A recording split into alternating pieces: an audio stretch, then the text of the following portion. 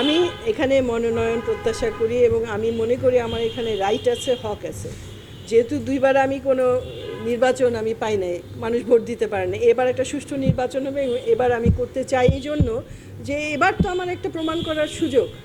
তো আমি দুবার করেছি, কেন আমাকে দিবে না? আমাকে কিন্তু দলীয়ভাবে এখনও জানানো হয়নি।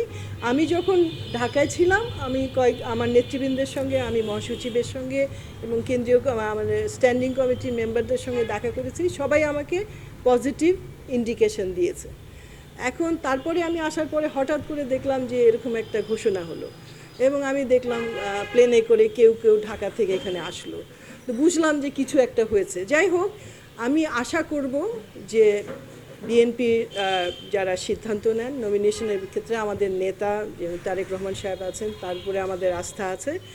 আশা করব যে তারা এই ব্যাপারটাকে একটু খুঁটিয়ে দেখবে এবং একটা আমার মনে হয় যেটা ন্যায় হবে। কারণ দেখেন, আরেকটা আমার কি বলবো, আরেকটা আমার গ্রাউন্ড আছে বলবো।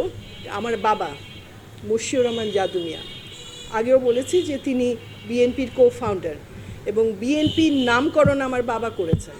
এবং যে ধানের শীষটা, যেটা তার দল, এটা ছিল ন্যাশনাল আওয়ামী পার্টি ভাসানী গ্রুপের দলের নির্বাচনী প্রতীক।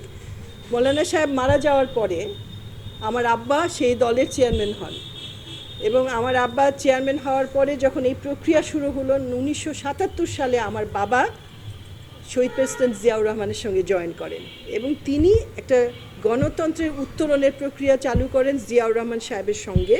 তাদের মধ্যে একটা চুক্তিও হয় এবং সেই প্রক্রিয়া যখন শুরু হয়, এই যে আমার আব্বা তখন নামকরণ, তার নিজের যে ধানের শীষটা ছিল সেটা জিয়াউর রহমান সাহেবের হাতে তুলে দেয় যেদিন তাকে আনুষ্ঠানিকভাবে প্রেসিডেন্সিয়াল ক্যান্ডিডেট হিসেবে ঘোষণা করা হয়।